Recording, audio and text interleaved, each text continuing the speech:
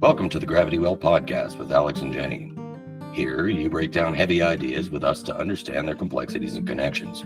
Our mission is to work through your dilemmas with you, in conversation and process, making our world a better place for all. We acknowledge that we live on the traditional territories of Treaties 4, 6, 7, 8, and 10, the ancestral homelands of diverse First Nations, Inuit, and Métis peoples, whose ancestors have walked this land since time immemorial, and whose histories, languages, and cultures continue to influence our vibrant communities. We pay respect to Indigenous people through our ethical relationship building efforts. Our community agreement asks for genuine conversations, real hearts, open minds, and different perspectives. In conflict, let's rely on our 6W system and live participant feedback. What matters most is finding common ground. We dedicate this podcast to our children, nieces, nephews, grandchildren, and all future generations. The Gravity Well is on YouTube and streaming wherever you get your podcasts. Join us at thegravitywell.net. Welcome. I am thrilled to have Dr. David Swann, Dr. Norm Campbell, and Dr. Brad Stelfox here today to talk about coal mining, the harms of coal mining, so both on our health and on the environment. I'm really excited to know David Swann quite well. We have an opportunity every week almost to meet. We discuss as a group of, I was just saying we should change our name to Concerned Canadians on climate change. So we meet weekly to basically as a therapy session, first and foremost, but then work through the things that we're trying to help inform, educate, action in our community. So I'm really grateful for all of that I've learned from you, David, and I appreciate you helping me co-host today. So I'm going to go ahead and let you guys introduce yourselves, Norm and Brad. I've had the opportunity to meet with Norm through CAPE, so Canadian Association of Physicians for the Environment. We were in a meeting recently trying to work through this coal mining issue and also just trying to action together in the environmental space, which is great. And I had the opportunity to hear Brad back in, I want to say it was the summer of last year, but down in Bragg Creek talking about cumulative impacts on the landscape, which was really valuable to see and hear and witness and have people in a large group understand how tremendous this problem is. So I'm going to stop there and let you guys introduce yourselves properly. So Norm, if you wouldn't mind going first, thank you. Sure. I'm Norm Campbell. I'm a retired professor of medicine from the University of Calgary. Relative to this podcast, I drafted a report for the Alberta Medical Association on the adverse health effects of coal mining. Most of my work in my career was developing coalitions of health and scientific organizations around public health issues to create unified fronts. I'm a very keen outdoors person, love the alpine in particular. And when I retired, one of my projects was to develop a coalition of Alberta health professional organizations to address environmental health threats that are really important to the world and all life forms going forward. Thank you. I'll end there. Thank you, Norm, so much for your work. I really appreciate it. Brad, you're next, please. Thanks, Jenny, and good to learn a lot about Norm right away. My name is Brad Stelfox. Like Norm, I'm retired. A career wildlife ecologist that many decades ago started focusing on the issue of cumulative effects of land use and looking how multiple overlapping land uses create not only benefits, but they create liability. So that's been my focus. Been largely retired for several years, but got involved with a variety of stakeholder groups along the east slopes of Alberta that were very concerned about a broad variety of negative consequences of coal mining in our headwaters. So yeah, that's the background I bring to this conversation. Thank you, Brad. David, you're next, please. Yes, 20 years in medical practice, including public health, and environmental issues were very much to the fore in public health. And 15 years in politics in the provincial government and the opposition related to a lot of the contention over both healthcare and environment. So glad to be here. Thanks, Jenny. Thank you so much, David. Okay, well, let's get into it. Norm, if you wouldn't mind leading us off, I'd really appreciate you outlining, just spend some time outlining the concerns that you raised in your report that you did for the Alberta Medical Association with respect to coal mining. Thank you. Sure. Thank you so much. So this is just a short summary. One of the main issues and the one with the greatest evidence is really selenium toxicity. Selenium is a byproduct of coal mining that gets into the water, and from the water into the soil. Humans and animals and fish are exposed to it. The level at which it creates problems, health problems, is not that much higher than what's required for good health. And so if people are eating food that's grown on soil that contain high amounts of selenium, or drinking water with high amounts of selenium, they could be subject to toxicity. And this includes diarrhea, nausea, feeling tired, achy muscles, hair loss, and damage to their nails. This type of toxicity can actually result in death, although that's usually when exposed to high amounts of selenium acutely. There's also adverse health effects on fish that would be swimming in the waters high in selenium. They can have death of the embryos and deformities of their embryos. So very high level of evidence that this is a significant health problem. In my review, though, it's not just the individuals who are exposed to high selenium that are a problem around coal mining. There's a whole host of other issues that result in unhealthy communities and individuals. One of the things that's observed, particularly from high-income United States, where there's good standards for coal mining, is that there's increased cancers, heart attacks, strokes, lung disease, congenital disease, chromosome abnormalities in the vicinity of coal mines. And this is believed likely to do to increased exposure to environmental contaminants related to coal mining, heavy metals, and other things. We do know the areas that are going to be mined. I know this because I go there. Very high winds, and the dusts will blow far. Some of the dust particles create something called silicosis, or coal miners' lung disease, and that can occur in the coal miners. But people who are in the vicinity of the mine who already have underlying lung disease, such as asthma or chronic lung disease from smoking, may also be exposed and have problems. And it can also be associated with an increase of lung cancer. The other thing that's overlooked is open pit coal mining is one of the highest risk professions of anything for death of the workers and injury. There's about a 7-fold higher risk of death in open pit coal miners from Southeast United States, again, a place where there's very high standards. Some of the other issues, and this may relate to the type of workers that are there, is there's a marked increase in drug and alcohol abuse in the mining communities. About 1 in 5 miners from Southeast United States report very heavy alcohol use in the past month, 1 in 20 illicit drug use within a month, and about 1 in 10 report it being alcohol dependent in the previous year. This really speaks to the fact that there will be significant increases in diseases, risks, and social unrest and disorder in the communities. Not something any community would really want to wish upon itself. One thing that certainly has impacted me is just the psychological impact of this going on in our incredibly beautiful foothills. This is something that should be preserved for future generations forever. We're one of the most beautiful places in the world, and here we have people destroying it, destroying our environment, our waters, our soil, and it hurts us, and it makes us feel badly. That's what got me involved, and it's what got 80% of Albertans against coal mining. And I will say it's not just the foothills. I think we need to protect all Albertans and all Albertans' communities from this sort of impending disaster. Lastly, one of the greatest threats to all life forms in the world, including our own, is climate change.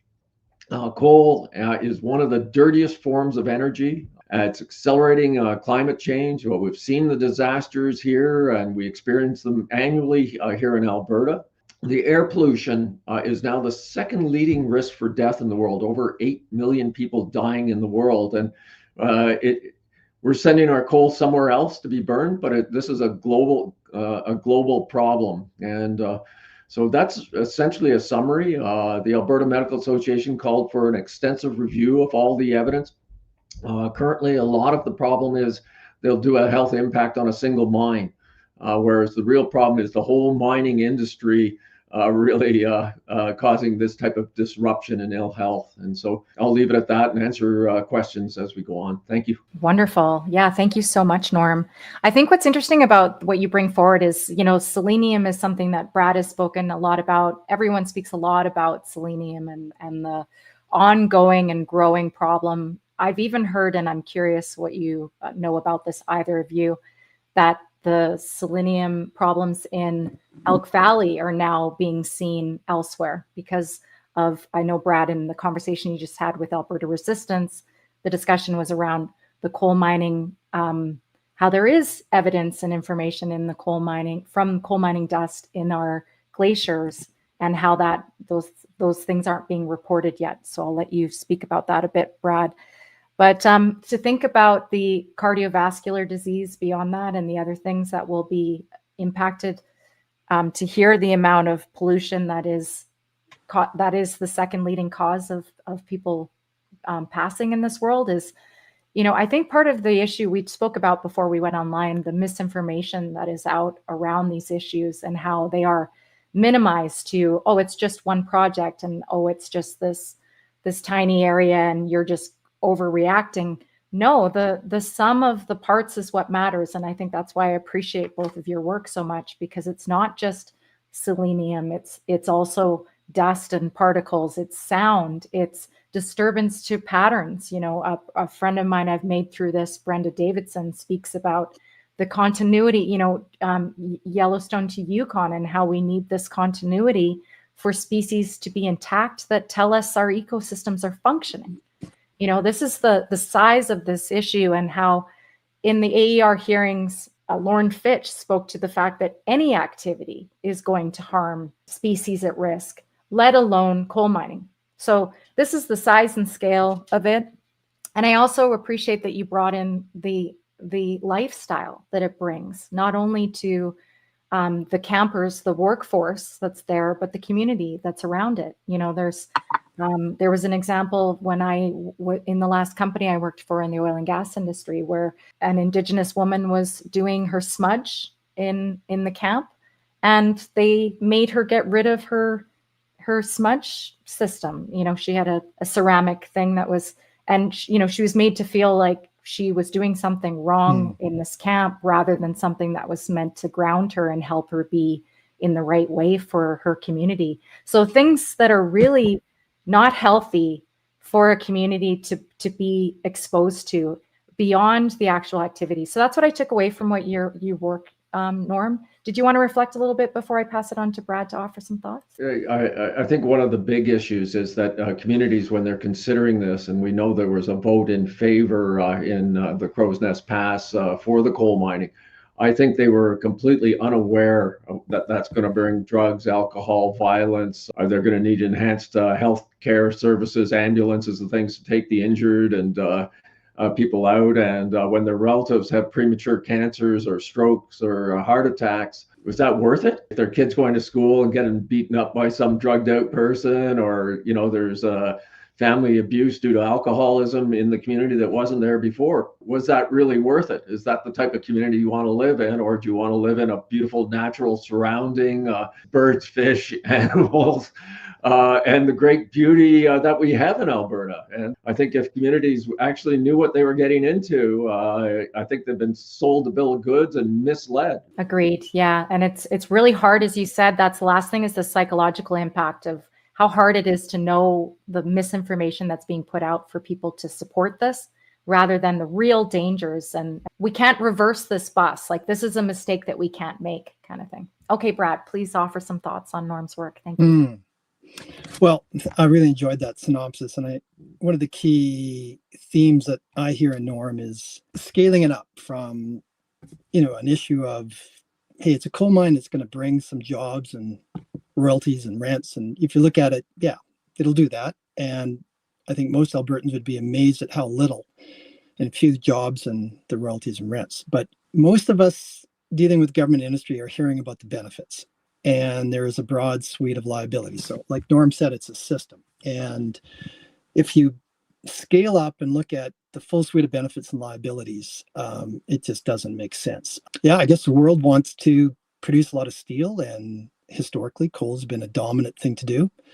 But I think what Norm is reminding us is that there's no way we can have it all. There's a trade-off, right? And so, and I'll get into it when I chat a little bit, is these areas that Norm and I so much enjoy hiking in are doing a spectacular job of providing and amazing aesthetics. I mean, they're the iconic landscapes that Albertans are forever telling the world to come and visit. But more in a functional sense, these systems depend on water, both in quality and quantity. And that's what we get. And there is no way with current technology to extract coal and not compromise those things. And just like I think Alberta can turn to the Elk Valley to look at a whole bunch of ecological effects, Norm is reminding us that, a good chunk of Appalachia is a very long coal mining history. And anyone that wants to do a deep dive on the social and health benefits of it should be stunned at the imbalance between the benefits and the liabilities. And the liabilities are intergenerational, they're social, they're health. And most people seem to be just too busy to want to understand the liability side. And that really saddens me. So, yeah, what I got from Norm is it's a big picture we need to look at, and don't count on government and industry to tell us about both the benefits and liabilities. They're in the business of telling us the benefits, and they're often short term. And they feed very well into people that have a mindset of it's about me, it's about here, and it's about now. And there's better criteria to think about. I could not agree more. As one that was working in liability for the oil and gas industry, I learned that the first rule of liability is we don't talk about liability. It's just like Fight Club. So to me, that's the key, is that we have to start talking about liability first and foremost before we make any more decisions. And that's what I really appreciate about the work you're doing, Brad. And I'll let you start discussing that right away here, but just to tee it up a little bit. What I was left with in the industry is that we have this massive imbalance in our ecosystems where we have taken too much from the landscape. And now we're in this deficit that we have to start restoring. So that's where my mindset is that we need to actually be doing a net restoration effort rather than taking more from the landscape. So to me, this is moving completely in the wrong direction when we're talking about extracting minerals for steel. We should have enough minerals on the surface to be able to do what we need to do these days. But anyway, so I'm going to stop there, and just because you got me on a place that is very near and dear to my heart. So thank you for that. Okay, Brad, if you wouldn't mind walking through some of the work that you've done. Yeah, your comments have got me thinking about, maybe some other time, but we should talk about the bigger, broader story of energy. Yeah.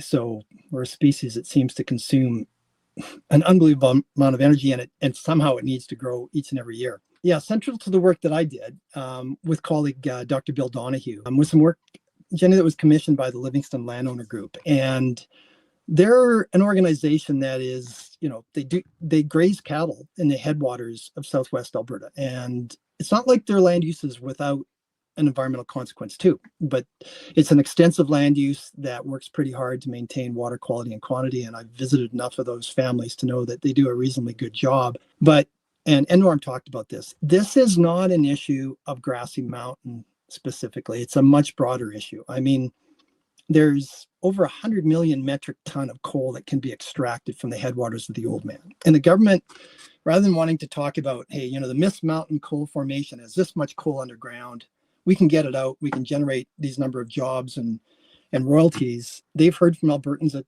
they think that's not a wise trade-off relative to water quality, landscape continuity, selenium toxicity that Norm talked about. So the government's having this very narrow conversation. And in the recent hearing, it wasn't even about Grassy Mountain coal mining. It was about exploration. And so they're trying to make this a very, very small discussion to try and convince Albertans that there's really nothing going on here. But the work that the Livingston Landowner Group commissioned Bill and I to do, we looked at the entire Oldman River drainage basin, and particularly the headwaters. And it has the same coal deposits that we found in just a few kilometers west, on the west side of the Continental Divide, BC, Elk Valley. And of course, coal mining has been conducted for the last several decades by a variety of different companies like Teck and more recently by Glencore.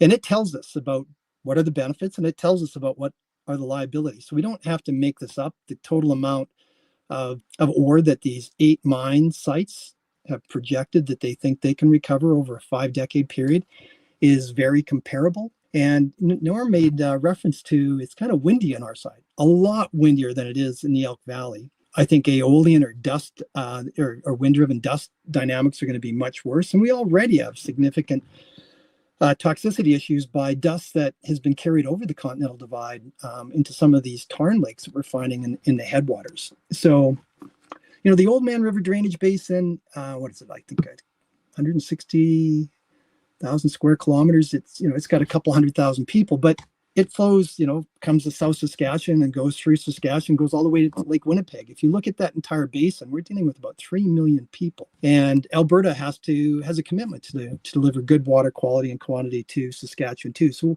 we need to remind ourselves of that. What we did is we looked at the headwaters. We said, okay, who's got leases? Who's ready to go? Who's got the money and has identified the amount of volume? And we simulated it.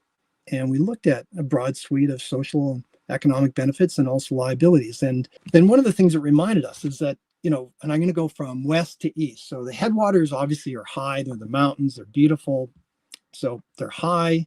They're cold. It's where we get almost all of our precipitation from. It's not like we don't get rain and snow in the eastern part of the basin, but evaporation is so high there because of wind and because of temperature that if you see water flowing through the river, like the Old Man or South Saskatchewan, almost all of it is coming from those headwaters. And it accumulates in the winter as snow. And when it warms up in the spring, those snows melt and we get this flush, we call it a vernal discharge, that travels downstream. And Albertans have worked very hard to slow it down with a network of reservoirs that is critical to all of the downstream land uses. So we've got agriculture and settlements. They need water. We've got agriculture in both crops and livestock, and particularly on the crop side, and particularly with irrigation, they are by far the biggest user of water. And it's, several $1 billion of GDP per year.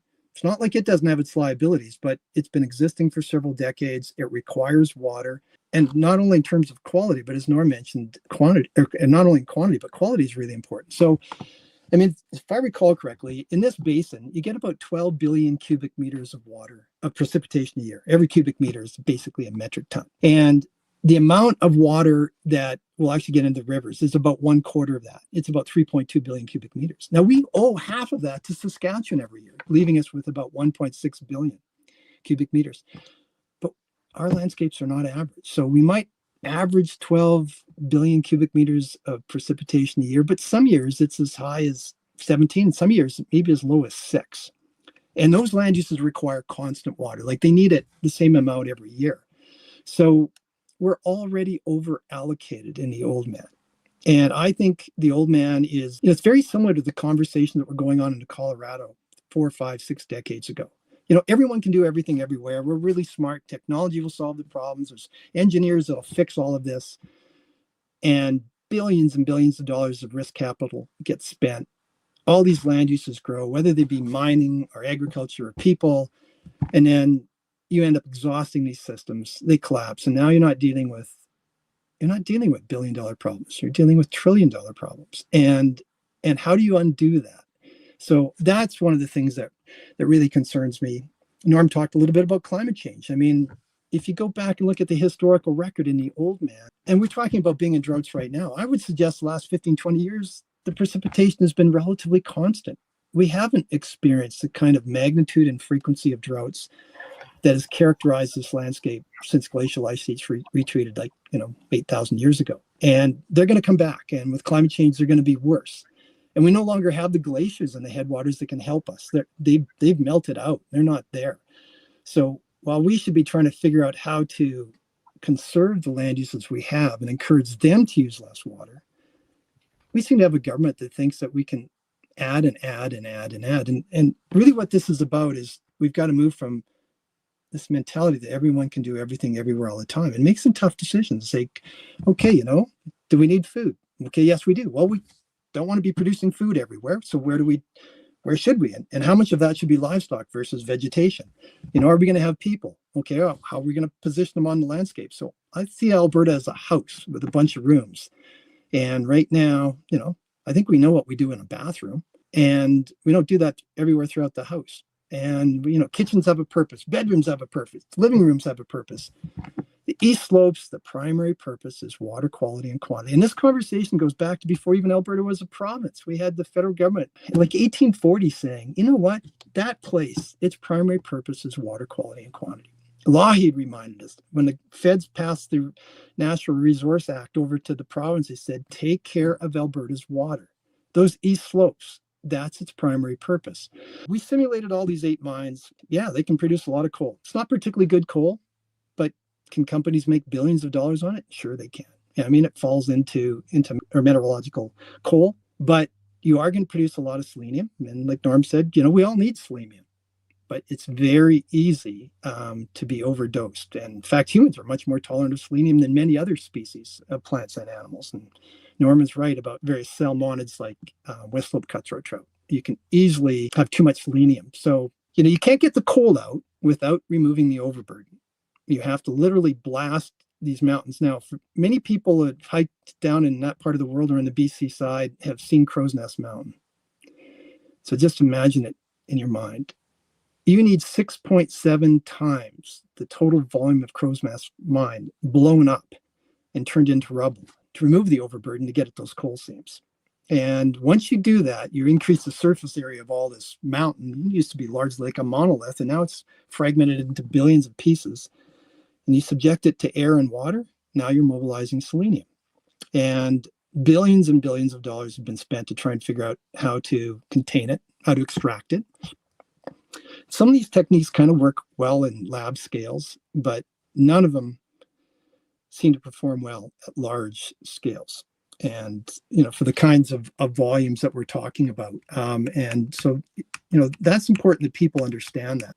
If all these 8 mines go forward, we're talking about almost 100 square kilometers of direct disturbance. And Jenny, you mentioned the wide. We have some protected areas south of the headwaters. We'll call that Waterton National Park. We have some protected areas north, Kananaskis. But we've got this amazing landscape that's moving natural capital wildlife up and down this spectacular area. And these are charismatic megafauna that we all love to see. And there is some continuity. That continuity is probably 90% gone relative to where it was 200 years ago. But there still is enough there to maintain some of these systems. And just in the headwaters of the Old Man, there'd be a direct footprint of about 100 square kilometers. We would destroy much of that riparian habitat that is so important to West Slope cutthroat trout. We would see maxing probably at about 24 million metric ton of coal per year. So that'd take us to about 700 million metric ton of coal produced over 5 decades. That would require us to remove 6 billion metric ton of overburden. So we're talking about 5 or 6 times the size of Crow's Nest Mountain. And it would produce about 2 billion metric ton of CO2e. I can't understand how Canada could meet its current international commitments if Alberta goes after coal at that scale. I think it'd just make it mathematically impossible. Our current government seems to think that Alberta can still be a dominant leader in production of energy, like we can coal and oil and gas and bitumen and the renewables, and all we do is get benefits out of it. No, these systems can be productive.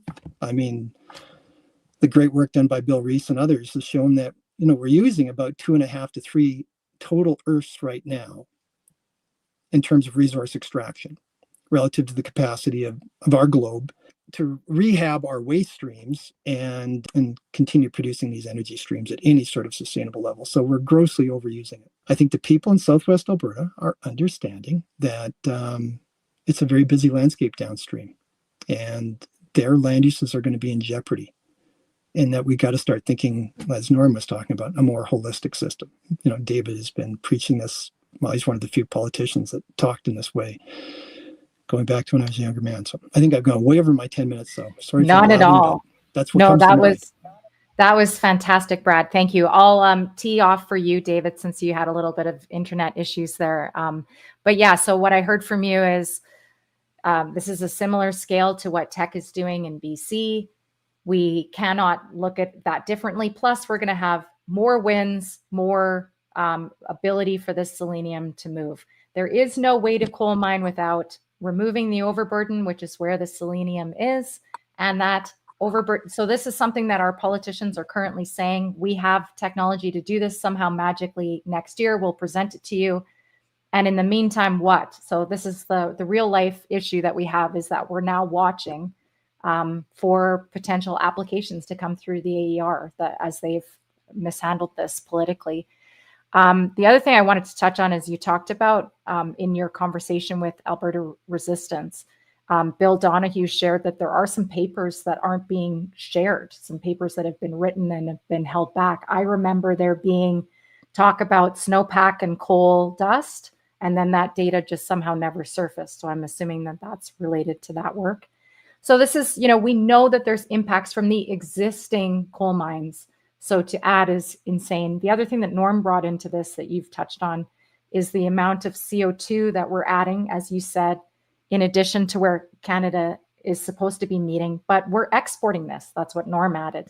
There's that exporting emissions is also happening that we're somehow not accounting for. And the other thing I wanted to say is methane itself, like methane will be exposed from this. There's an opportunity for more forest fires with this being opened up. Lots of ways that this will devastate Canada's targets and ability to adapt from climate change. So that's my thoughts from what you've offered. Maybe David, you could go next. And if you have some stuff from Norm you'd like to say before you dropped off there, please do. Thanks very much. I heard most of Norm. I heard most of Norm's and half of Brad's, and so impressed with what they're both communicating. I guess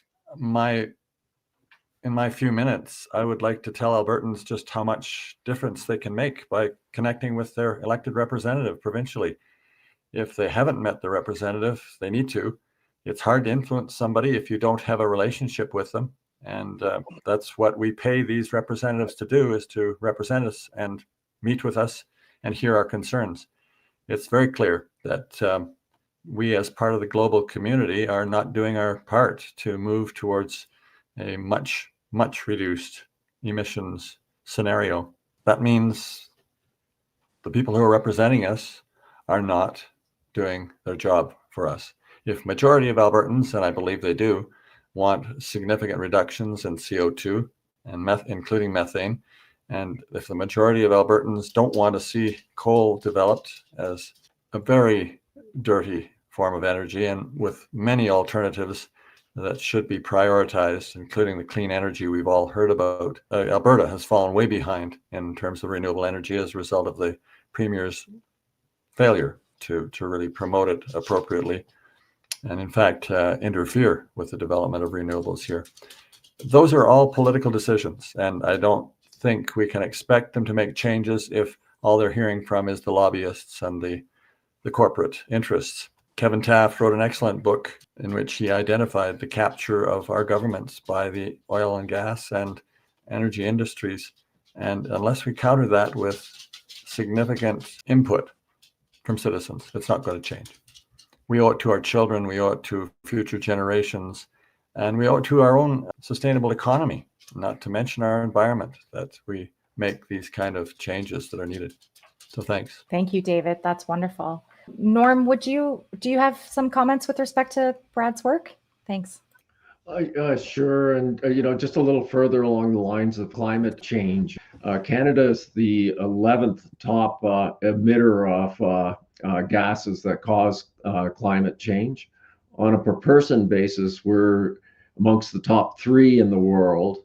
And in Canada, Alberta is the second worst province. And so we are amongst the worst of the worst in the world. One of the things that has struck me when I'm talking to much younger people than me, they don't want to have children because they don't see a future for the world. I love hiking in the Alpine, but I've been choking in smoke for the last 5 years and never before that. And yet, while we educate the public and others about climate change, they see our governments and industry doing exactly what is wrong. And how do you rationalize that to children who they see the news, they see the devastation, the adverse climate events, they understand that, and then they see our politicians and our leaders do exactly what is wrong? I think it's disenfranchised many people. Certainly have experienced a lot of disinformation. One can just turn on the TV and listen to the government of Saskatchewan tell about their clean, sustainable energy based on oil and gas, and not to say that they're still going ahead with their coal-fired power for the foreseeable future. I'm usually, I call myself a pathological optimist. I've become a pessimist, and I think we're killing the world, and we're doing it fast. It's going to be more expensive and more devastating. And I just hope we get some reasonable politicians and economic leaders in time so that we can save some of the world. Thank you, Norm. I think the feeling of urgency and the pace at which we're moving in the wrong direction is a lot to take. And like you said, the constant misinformation that we see in our mainstream media working against us, from the Calgary Herald to the Crow's Nest Pass. There's a newspaper entity in the Crow's Nest Pass that is from a longstanding coal family. So there's, some serious misinformation from the community itself there. Anyway, Brad, do you have some comments back from what we offered or anything more that you wanted to add before we go into a round of summary? Yeah, I keep coming back to energy, and we humans use energy at just a stunning level. There's never been an organism on Earth that uses the kind of energy we do. And I would have said there's, on a per capita basis, there's no country on Earth that uses more energy per capita than Canada. Maybe UAE, and there's no province in Canada that uses more energy than Alberta, from my analyses anyway.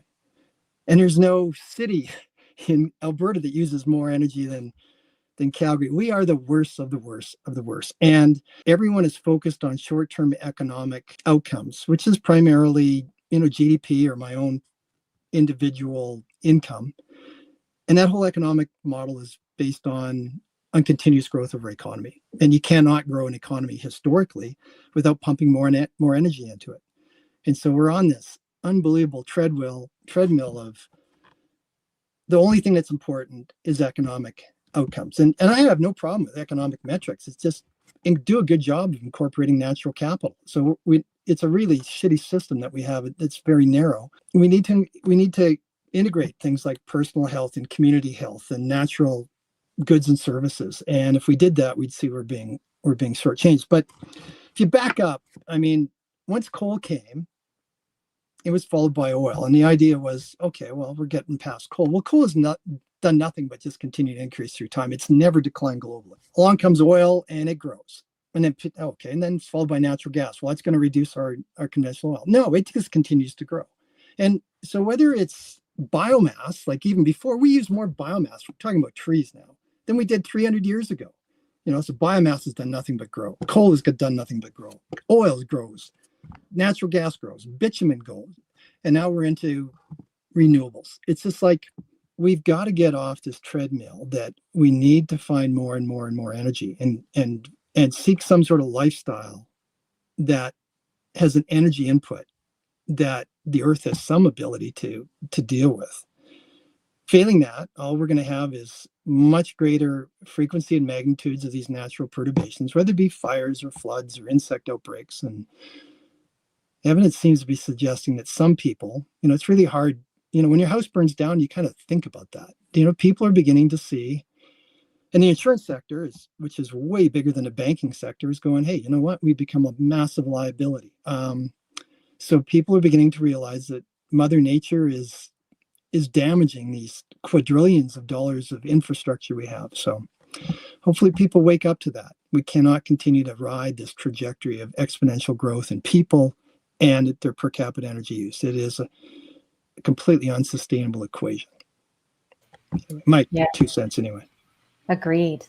Okay, so I think this is a great time for us to talk about what we're doing with some takeaways. So I'm going to lead off and offer the things that I'm working on in this space so that we feel like we're getting off this treadmill. I could not agree more, Brad. We have to put water and ecology at the center of our mindset and let this energy growth model go. First and foremost, there is another AER hearing where we're going to hear the outcome of the Grassy Mountain decision, I guess, on March 4th. So it'll be at the AER office, which is at 250 5th Street, Southwest Calgary.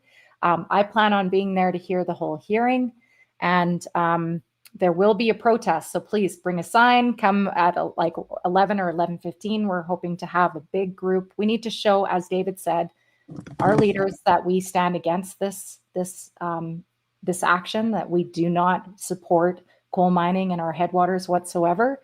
And on March 3rd at 5, so I guess the Monday of that same week, I'm meeting with Chris Spearman on this show, and we're going to talk about the questions that he's put out to the Premier. So I'm looking to hear a status report on what happened with his questions. In the world of trying to get off this treadmill of energy development, I'm working with a gentleman, Colin Smith. He runs the Land Lovers Network, and we're doing bioregional organizing sessions. So we're trying to get people to start talking about landscape organizing and how do we get back into this sense of community governance. So with that, I'm doing some courses throughout the year. So anybody is welcome. If you go to my website, thegravitywell.net, and look up courses, you can see which ones that are underway. We've got 2 underway right now, and then 1 throughout the rest of the year, 6 of them in total. But that is a way to build this self-governance, community governance, land governance, and finally spiritual governance is the goal of that work. So that's what I'm doing and hoping to bring people together in community and move us in a way that is towards healthy living. And like you said, Brad, we have to make those decisions about what stays on the landscape and what we are allowing to go back to a state where we can all benefit. So I'll stop there. Norm, I know you have a letter that you guys are working on. Maybe you could start there and then offer anything else, please. Sure. So my retirement project was really forming the Alberta Health Professionals for the Environment, which is a working group of the Alberta Environment Network. We were able to get the major health organizations in Alberta to join, except interestingly, the Alberta Medical Association. But nationally, the Canadian Medical Association is very interested in climate change, as is the World Medical Association. But we did gain the Alberta Association of Nurses, the Alberta College of Family Practice, the Alberta Council for Environmental Education, the Alberta Public Health Association, Alberta Pharmacists Association, the national groups for Canadian Physicians, Association of Physicians for the Environment, Nurses for the Environment, Pharmacists for the Environment, Heart Stroke Foundation, Alberta branch, and a variety of student groups from nursing, medicine, and pharmacy to join us. The premise was that as we asked these groups to join us, we had a fact sheet which outlined the health issues and scientific issues. We had a call to action which indicated what needed to be done and our terms of reference. So every executive and board, whether they joined us or not, had to read all this material. And so one of the goals was to educate the hierarchy of these various different health organizations. And so that was fairly successful. The next thing we wanted to do was to get these organizations to educate their membership. And for whatever reason, the public seems to value the advice of health professionals over those of other people as being more likely to be truthful. That did not work so well. A lot of these organizations are protecting their membership, but we encourage them what they need to do as organizations in terms of giving education sessions, sending out materials, and those types of things.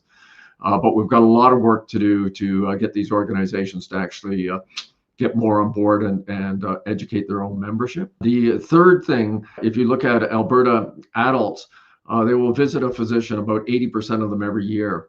And so we saw these visits as opportunities to educate the public by having things like posters and some of those scrolly videos that would provide education. Again, that needs a lot more traction. We thought if we had the health profession educated and the public educated, we could then move on to public policy and use an educated public and health profession to forward, we'll say, public policy to protect our environment. And so we moved rapidly to that stage. We have 2 policies we've just released, one on complete ban on coal exploration and mining, which aligns 100% with the Coal Policy Committee report. We also, Brad may like this or not, but a need to markedly expand the green energy grid. And here I don't disagree with you, Brad. We need to use a lot less energy. We need to move in that direction, but we need to replace some of energy sources we're using that are killing our world. And so that's where we are now. I gave you a rosy picture. I wish it was as rosy as that sounds, but we're having capacity issues. We don't have enough administrative support or other things like that. And so I'm hoping we can sustain ourselves.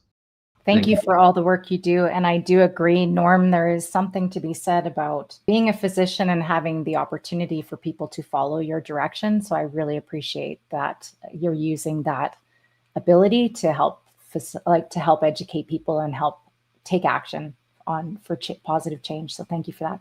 Brad, if you wouldn't mind going next, please. Thank you. Yeah. What am I trying to do here?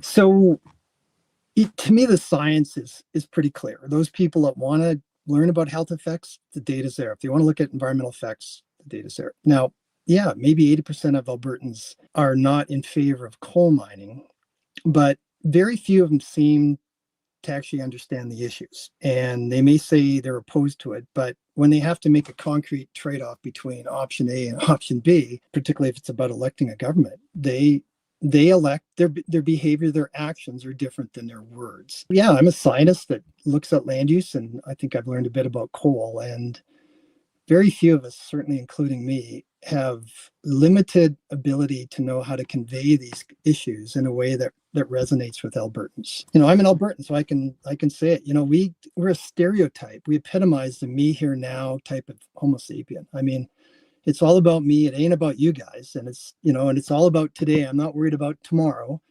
And I'm only worried about where I'm sitting or standing. And I don't really care about you over there. And until we find a way of breaking through and helping Albertans understand that we're living in systems, all these things have benefits and they all have liabilities. And we need to start thinking about our kids and our grandkids. And we need to start thinking about international commitments. And that having more and more consumables and more money doesn't make us happier. I mean, we got lifespan growing in one direction and we've got, health span going in the other, right? We're making too many bad decisions. So, and poor David, and I've monopolized his time trying to figure out how people like me can figure out ways of conveying stories to the severely normal Albertan who, they just, all they want to do is look at their iPhone for 8 hours a day and figure out whether the Flames or Oilers are going to win the game that night. And, shit, what kind of pizza topping do I need to put on my pizza? Like the really important things in life, right? They're just overwhelmed by these things. And how do you wake them up and realize that they're trading off something so much more important? And we scientists absolutely suck at conveying those messages. And I guess I'm one of those guys trying to figure out how to maybe find some other way of doing it. Maybe it's these podcasts, but man, the severely normal Albertan is pretty bizarre mammal. That's what's keeping me busy. Thank you. Could I make some comments, Jenny? Yeah, please. Because I really come from a different area of health. It was prevention and control of increased blood pressure, which is the leading risk for death in the world. And the groups there are highly collaborative, working with each other, trying to get unified fronts. And this seems to have worked when you have a conducive government, something called a policy window. And so what these groups have done is really developed strategic plans, and then under the strategic plans, various different policy tactics, and then get all the major health organizations to sign on. So you have your whole sector saying this is what needs to be done. I dreamed that would happen in the environmental sector. I would say when I'm contacting environmental groups, 70% of them won't even respond back. I may have 10% that will agree to do something, and they rarely do. There seems to be no strategic plan of what needs to be done by these groups, no alignment in Alberta. And Brad, I think, what I'm attempting to do in the health sector, we really need to do right across Alberta sectors, get the bigger groups, identify the conducive groups, develop an overarching strategy, try to figure out where everyone fits in the strategy, and then what the actual tactics need to be. That's sort of my vision of the world. And it worked in hypertension, but it seems to be not working in the environment. And but somehow getting these people to understand they're a part of a solution, but that needs to be under a strategy. Mm-hmm. And we need to all work together and figure out what we need to do. Sorry, You're just my own dream and vision. Sorry. Love it. David, are you free to offer some comments? Thank you very much, Norm. I see the same issue. I agree with both of you that we're having this challenge of I'm trying on now. to. Can you hear me all right? Yes. The key message that I want to give is that Albertans need to they need to tell the representative three things. Number one, I'm going to support you because you are standing up for what I believe. Or number two, I will not be giving you my time, my money, or my vote because you're not going in the direction that this province needs to go. We need to get and tell our politicians what we think about what they're doing and where our resources and our time and energy. I got most of that. We have to make sure that we use our voice and use our dollars. And I think that's really big. I saw on Protect Alberta Parks Facebook feed that somebody announced that they've donated to the NDP for the first time and they're revoking their Conservative Party membership. At the end of the day, money talks with this group. And I think that is a massive message. Thank you very much for putting that out there, David. With respect to the organizing piece, I could not agree more. This is a real struggle to try and help the average person get out from under the busyness of this world and realize that we need to trying to get people to realize that this is up to us. We need enough of us saying, no, this can't proceed. That's the only way it's going to change. And there's social scientists that can tell us this has happened 200 times over in history, that is the only way that regime change happens is when we as a people come together and say no more. So this is making friends with our Conservative friends, it's making friends with our NDP friends, and it's coming together and saying this is wrong. I love that Corblund uses that expression when he's talking about this issue. There's a difference. This isn't left or right, this is right and wrong, and we're moving in the wrong direction. Brad, I love that you spoke about Alberta being the worst of the worst and Calgary being the worst within that. I think this is a real thing that people need to understand, is that Alberta is the center of this issue for North America, and we do need to take responsibility and start moving this bus in the other direction.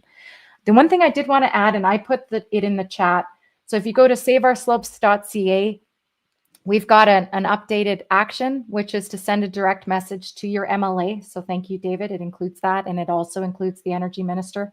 I added Jonathan Wilkinson. And so maybe quickly, Brad, I know we've gone a little bit over time, but can you speak a little bit about the federal government and their lack of action in this before we close? Thank you.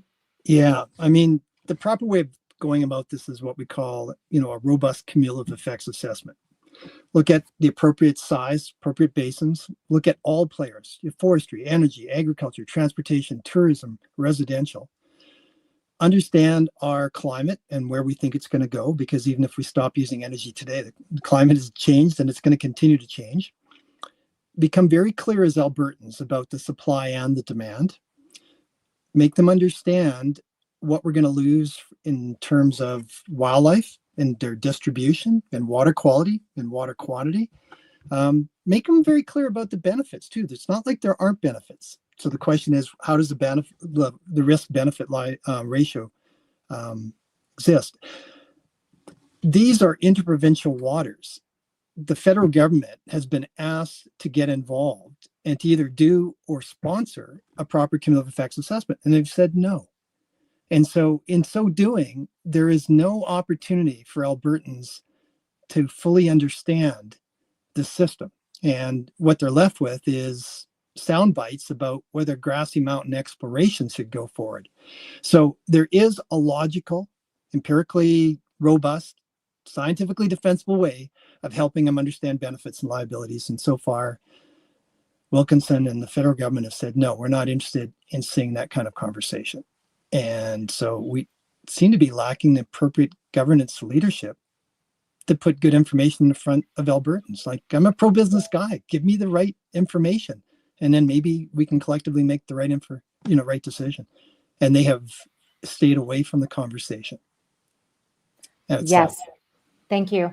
Very well said. And so, as I said, please use this. It's a personal letter writing tool. It outlines some things to highlight for Brian Jean. I've called for his resignation over this. There's been so much back and forth that this is exposing Albertans to potential significant lawsuits. And it's lying. It's lying to the public, and we need the federal government to support us. So I would please add Jonathan Wilkinson as a CC on that and ask for their intervention as well. Okay, that's enough. I am going to take you up on this offer, though, Brad, to talk more about a broader energy discussion in the future. That'd be wonderful. And the same goes for you guys. I'd love to have you back in some other capacity. Thank you very much, everyone, for your time. Really appreciate it. Well, take care for now. Thanks for standing up for Alberta. Take care. Take care.